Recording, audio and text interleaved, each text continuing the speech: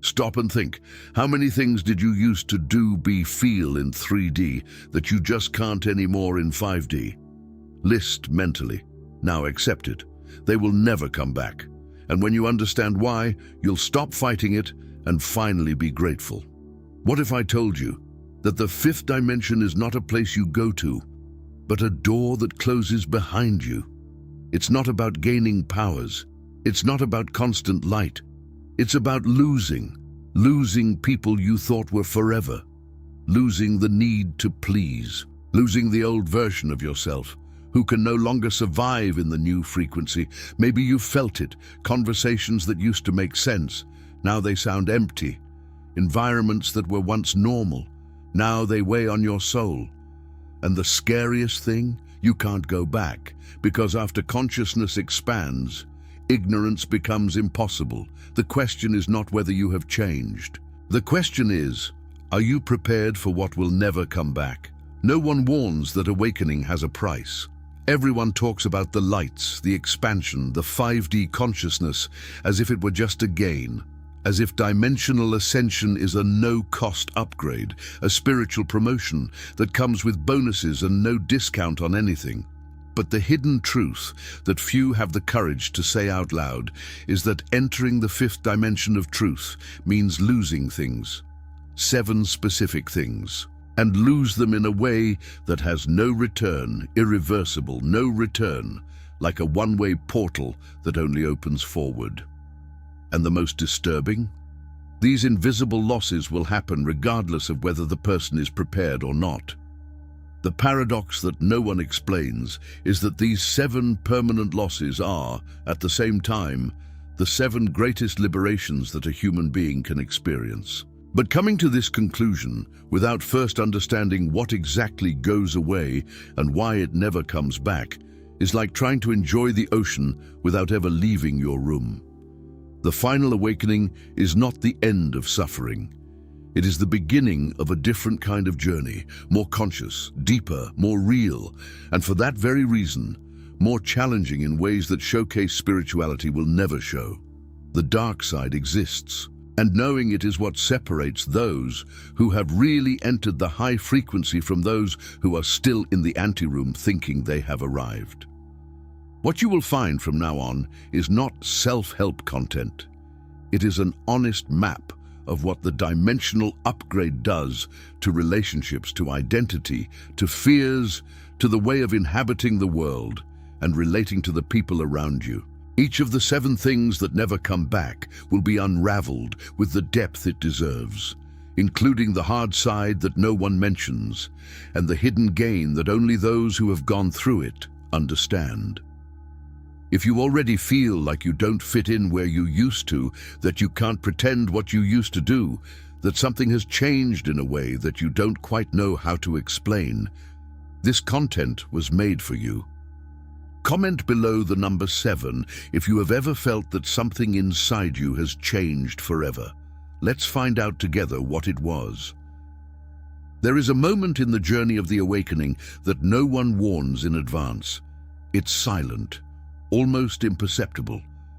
But when it happens, it changes everything. It is the intersection of a one-way portal where 5D consciousness ceases to be a concept and becomes a real, visceral, permanent experience. And then, unceremoniously, without warning, 7 things begin to die within the person, not out of weakness, not out of carelessness, but because the high frequency that he has come to inhabit simply has no room for them. What draws attention in this final awakening is not what the person gains, it is what he realizes that he never comes back. Relationships that once seemed normal start to weigh too much.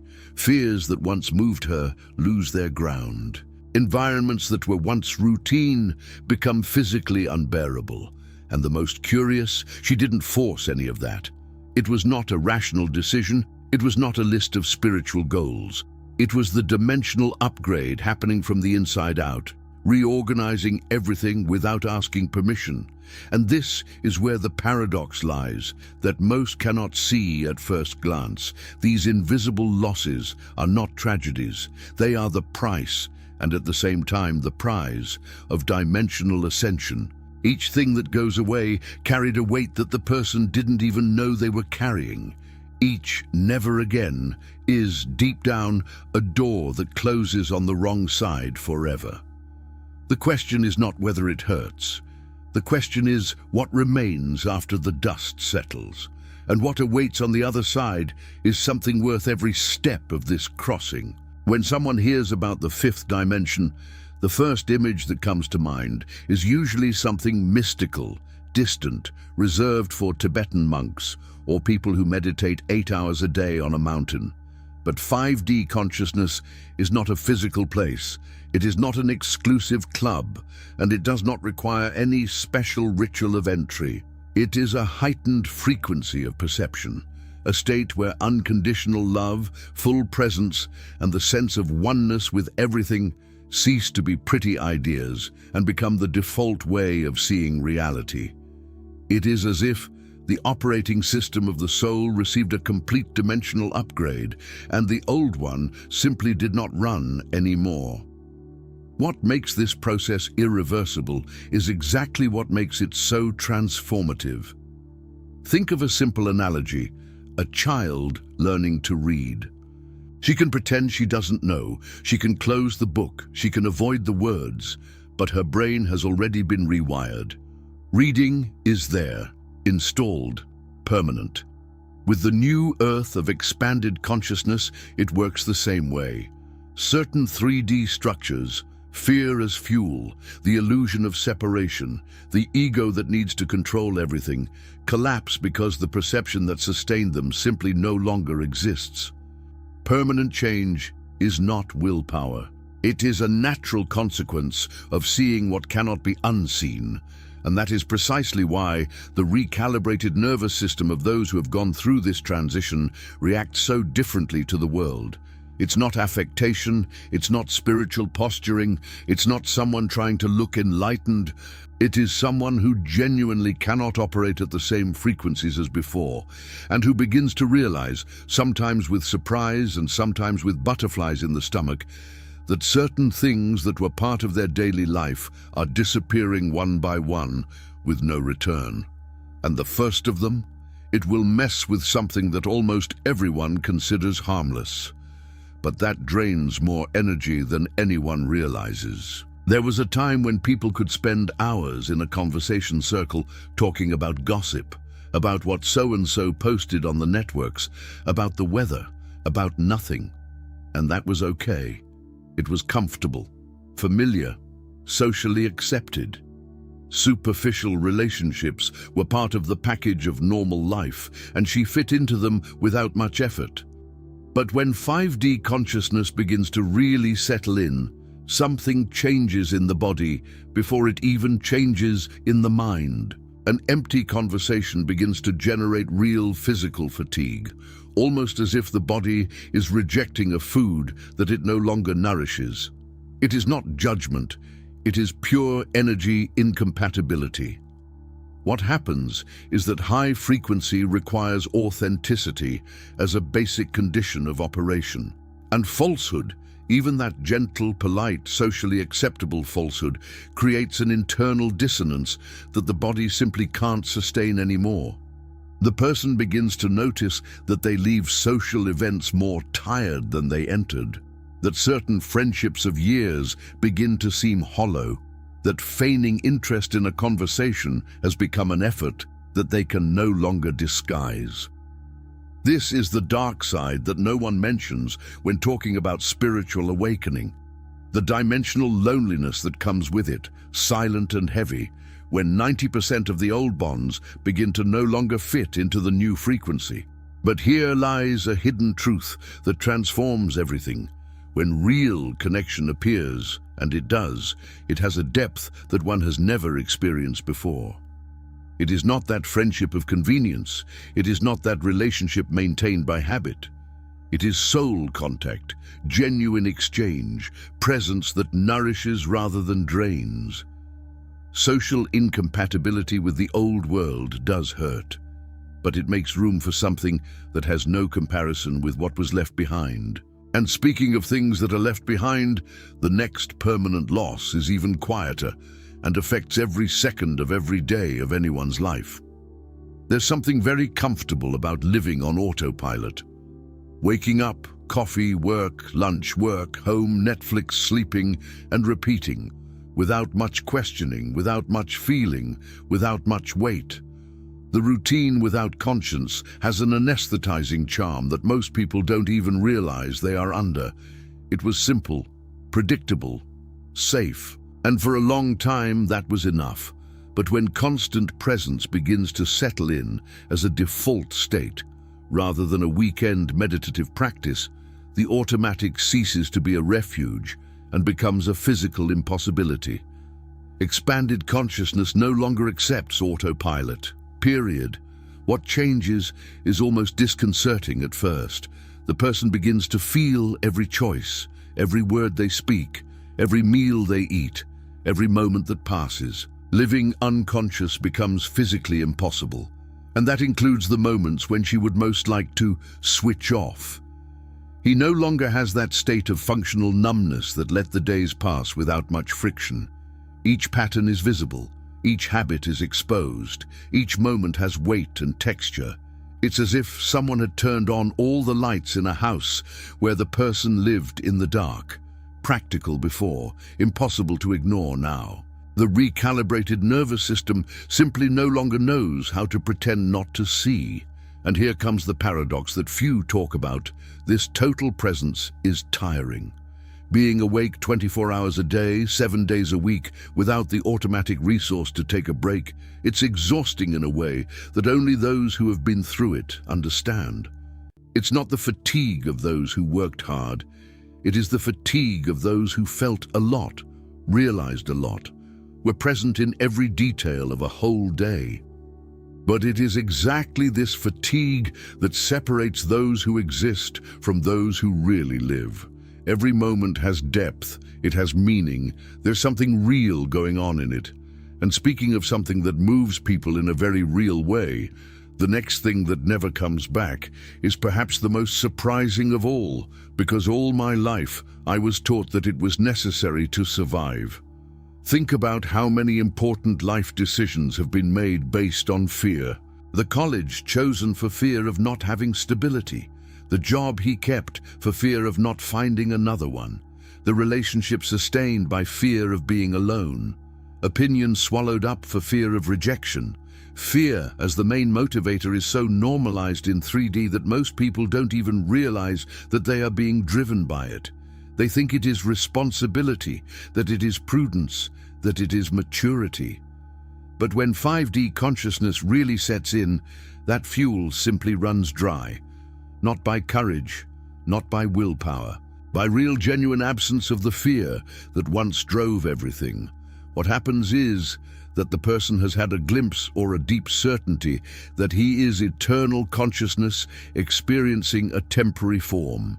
And when this ceases to be a beautiful phrase and becomes a real experience, death loses the power to terrorize, rejection loses the power to paralyze, failure loses the power to humiliate. Fear literally finds nowhere to cling because the beliefs that sustained it have collapsed. The action continues to happen, but now it is born of love, curiosity, the genuine desire to expand. It's the difference between building something because you love what you're creating and building something because you're terrified of what happens if you don't build it.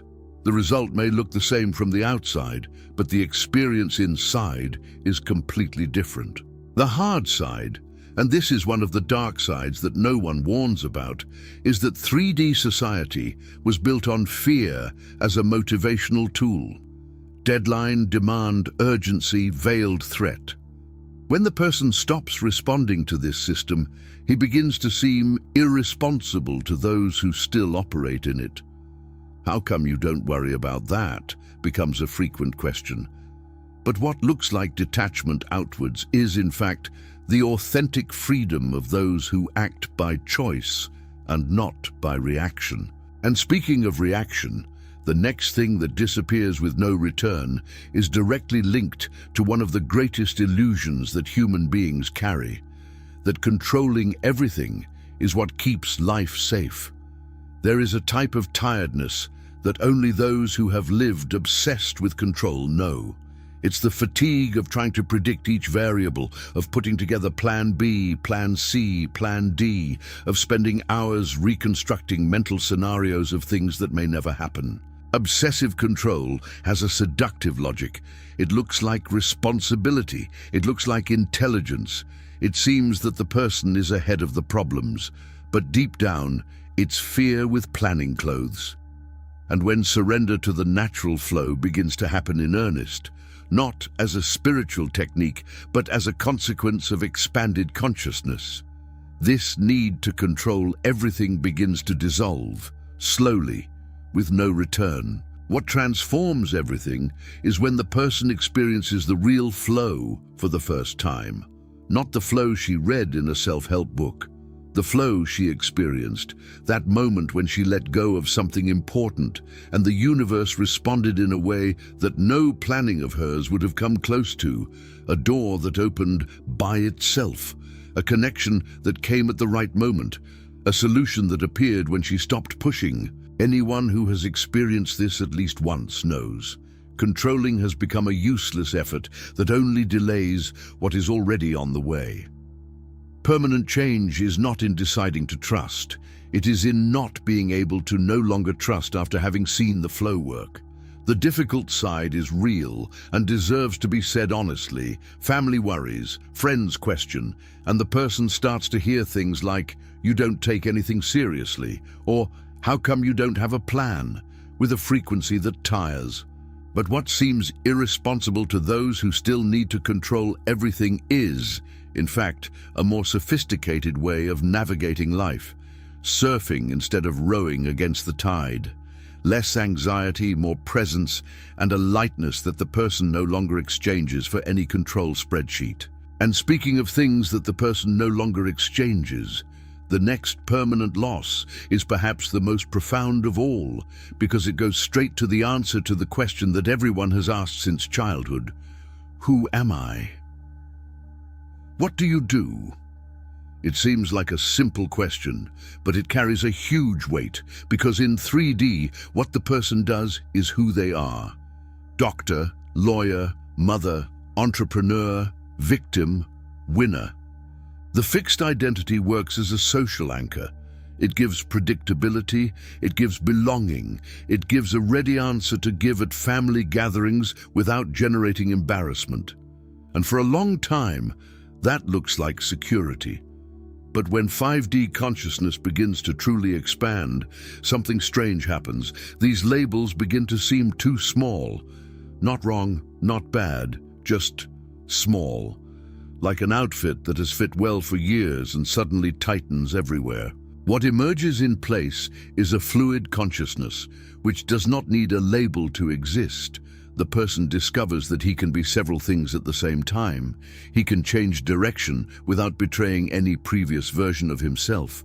He can wake up different tomorrow without this being an identity crisis. This is infinite reinvention in practice, not as instability, but as real freedom to express oneself in different ways at different stages of life. Steve Jobs was abandoned, adopted, college dropout, enthusiastic calligraphy, founder, fired from his own company, and then the guy who changed the world's technology. Each phase seemed wrong to the fixed standard, and each phase was essential to building something that no label could contain. The difficult side is that the 3D world doesn't know how to deal very well with those who don't fit in a box. LinkedIn becomes a minefield. Resume becomes an exercise in creativity, and the question, "But after all, what are you?" begins to sound like an accusation. Dimensional loneliness appears here as well, not for lack of people, but for lack of people who understand that identity does not have to be fixed to be real. But those who go through this discomfort discover something precious on the other side. The lightness of not being trapped in any version of themselves. And speaking of weight, The next thing that never comes back is physical, sensory, and directly affects where the person chooses to be and who they choose to live with. There was a time when a crowded mall on Saturday was a normal program. A noisy office, a party until the early hours, happy hour with that colleague who drains everyone's energy. All of this was just part of social life, something you could endure at no cost. But when energy sensitivity skyrockets, and it does in a way you can't ignore, these environments go from being just uncomfortable to physically unbearable. It's not freshness, it's not drama, it's not the person getting weird. It is the expanded energy field capturing everything around it with an intensity that simply did not exist before. It's like leaving an ordinary antenna and becoming a satellite dish. Everything arrives stronger, clearer, heavier. What happens in practice is that dense environments start to really get sick.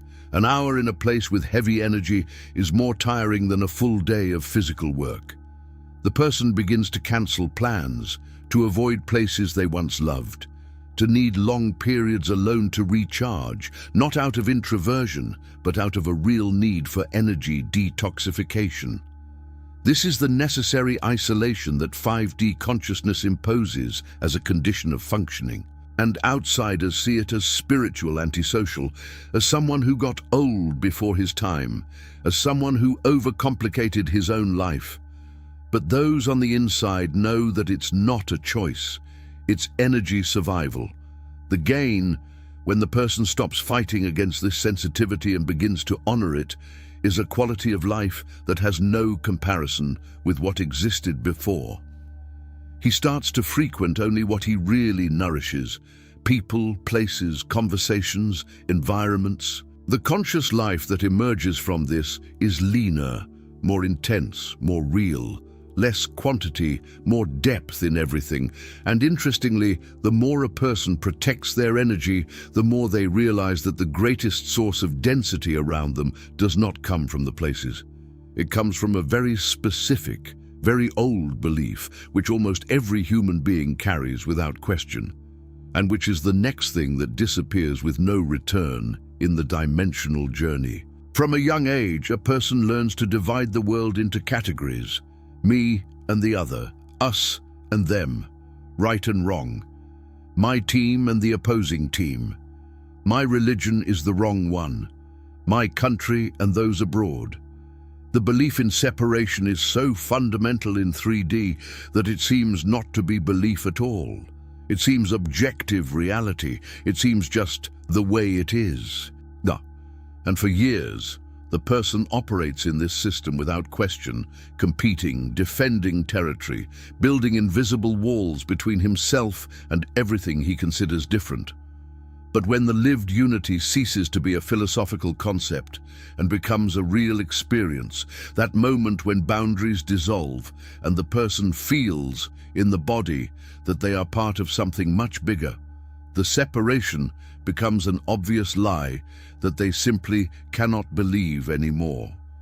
No return. What emerges in place is a radical compassion that completely transforms the way we see people.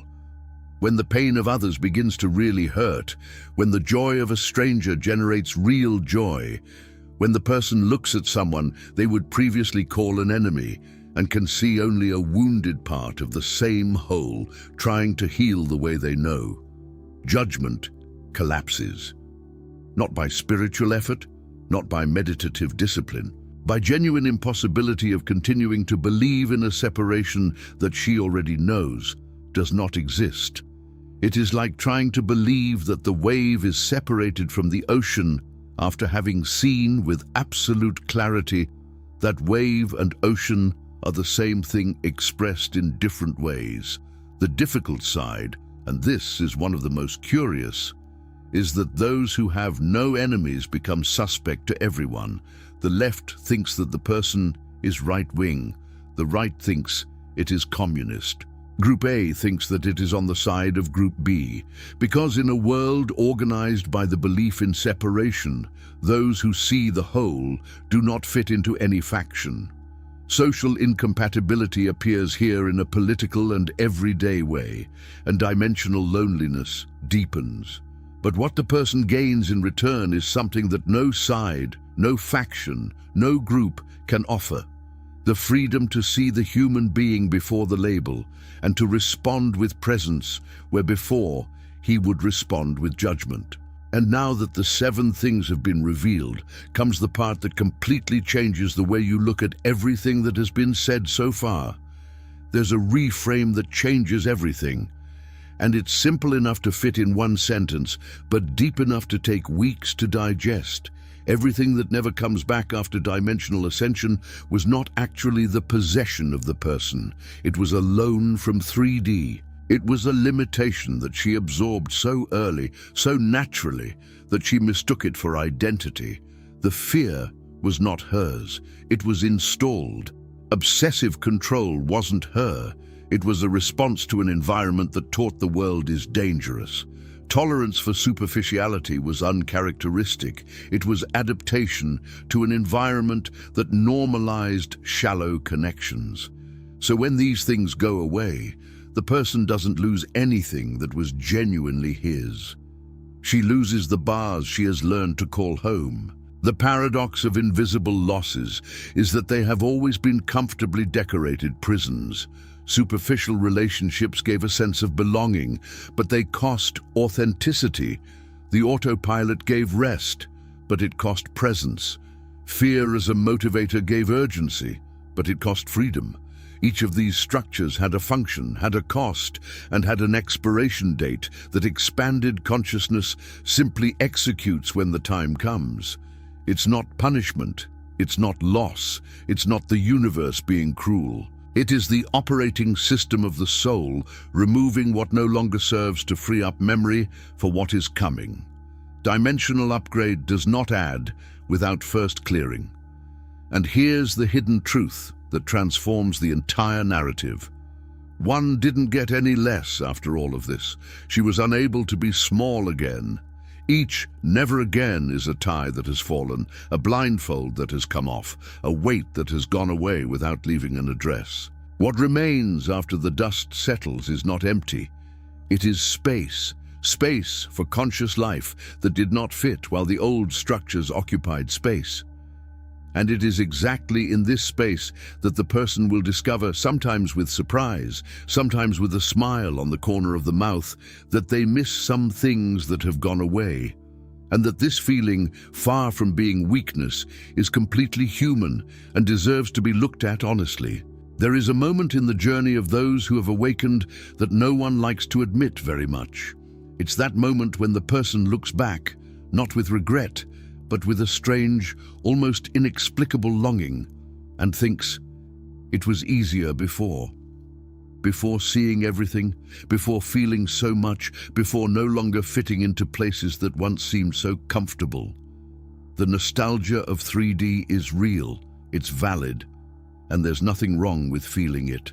It would be dishonest to say that conscious life is easy all the time, that dimensional loneliness doesn't weigh you down, that letting go of 90% of old connections doesn't leave a space that takes time to fill. Feeling nostalgia is not a return, it is humanity. But here's the question worth asking with brutal honesty, without romanticizing or dramatizing.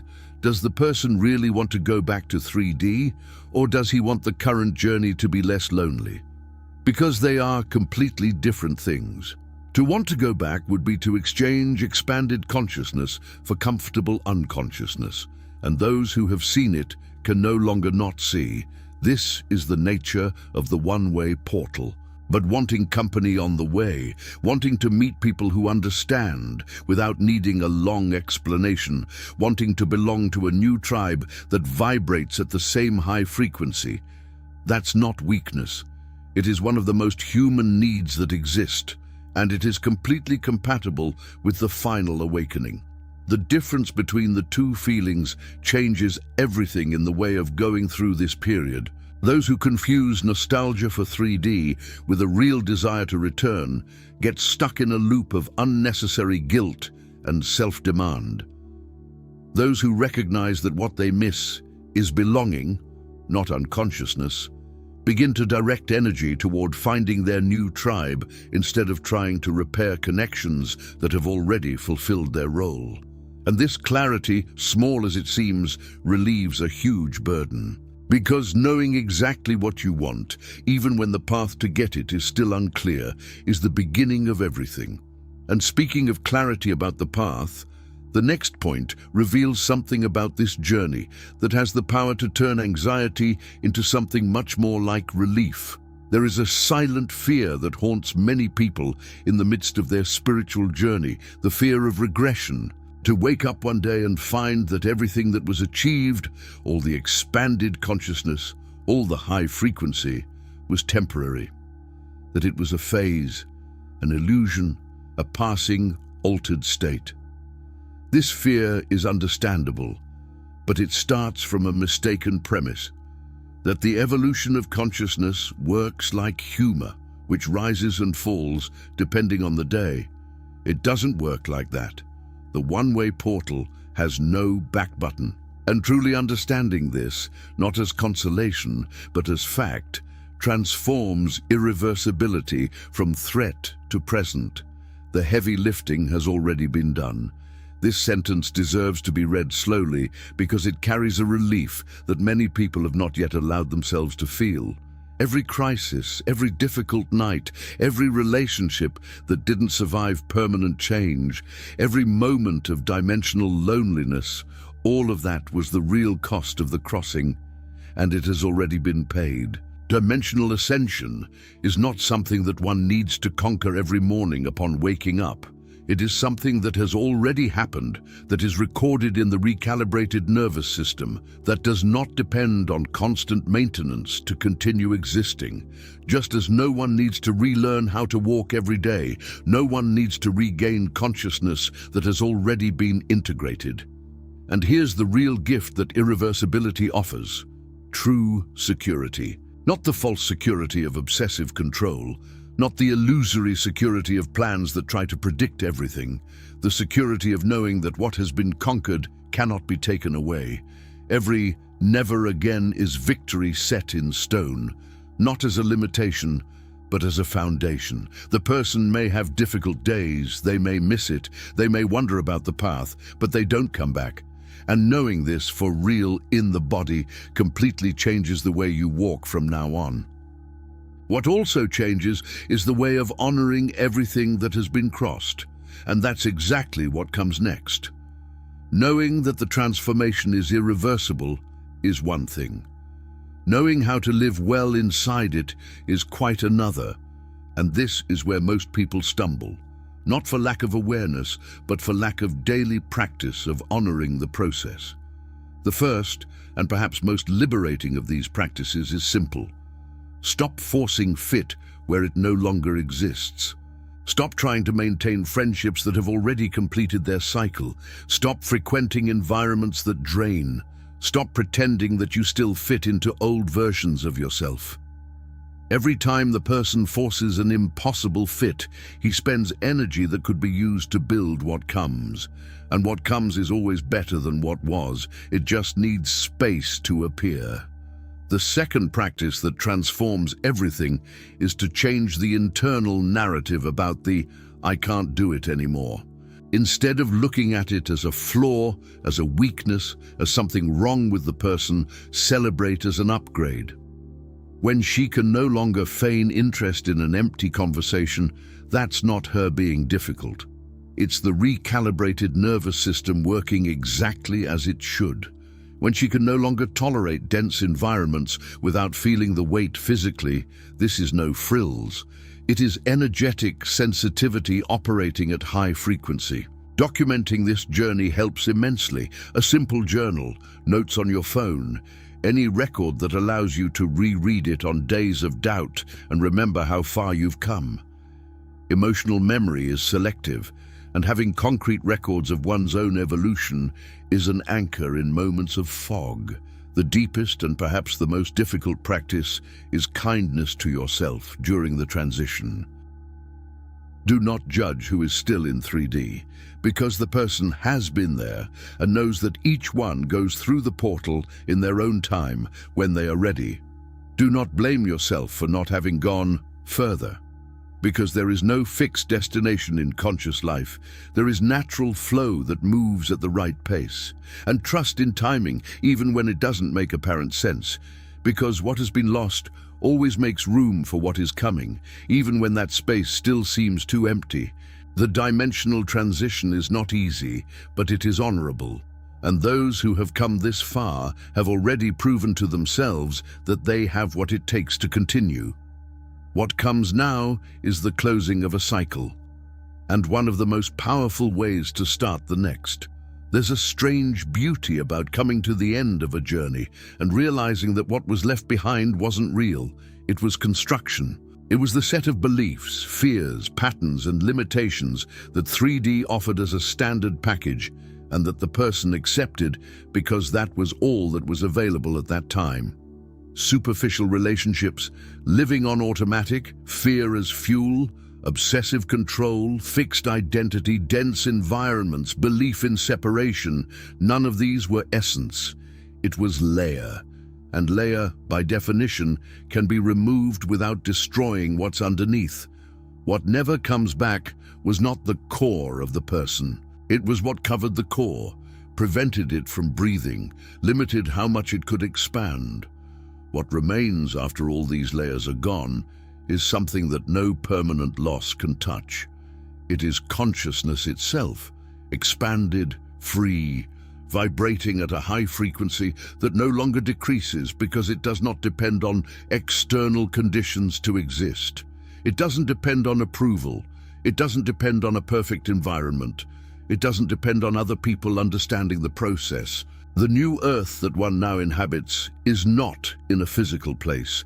It is in the state of being that one has conquered and which, as has been said from the beginning, has no turning back. And this, far from being a limitation, is the greatest security that exists. It is knowing that what was built internally cannot be demolished by anything that comes from outside. Welcome to 5D. Not as a final destination, not as an arrival, but as a new starting point. The place from which everything that comes next will be built with more awareness, more authenticity, more depth than anything that has come before. Conscious life is not easier than life on automatic. It is more real. And those who chose reality over comfort, depth over superficiality, authentic freedom over illusory security, already know that they would not trade it back for anything. There is no turning back. And that's exactly how it should be. You've come this far, and that says a lot about who you are. Most people close the video in the middle, go back to the comfort of the automatic, prefer not to see what was shown here. But you stayed. And now comes the part that really matters. What are you going to do with all of this? Because knowledge without application is just sophisticated entertainment. And you didn't come here to be entertained. You came to be transformed. So stop for a second and ask yourself honestly, which of the 7 things have you noticed is going away in your life? Which one are you still trying to hold on tight, pretending you can hold on, when deep down you already know that the portal has been crossed? Conscious life does not begin when everything fits perfectly. It starts when the person stops pretending that they still fit where they no longer fit. It begins when she looks at dimensional loneliness, not as punishment, but as preparation. It begins when each never again ceases to be mourning and becomes a silent celebration of an upgrade that no one can reverse. You're already on the path. The question isn't whether you'll get there, it's whether you'll stop resisting what's already happening. So let me ask you directly, are you willing to let go of what is holding you back, to receive what is waiting for you? Or will you keep trying to fit into spaces that are already too small for who you've become? If this content touched something real inside you, if you recognized yourself in any of these 7 permanent losses, if for the first time someone said out loud what you felt but couldn't name, then you already know that this is the kind of content you can't find anywhere. Subscribe to the channel now and activate the notification bell, because what comes in the next videos will deepen this journey even more, with the same honesty, the same depth, and zero showcase spirituality. The new land is not for those who want comfort. It's for those who want truth, and you've just proven that you're in the right place.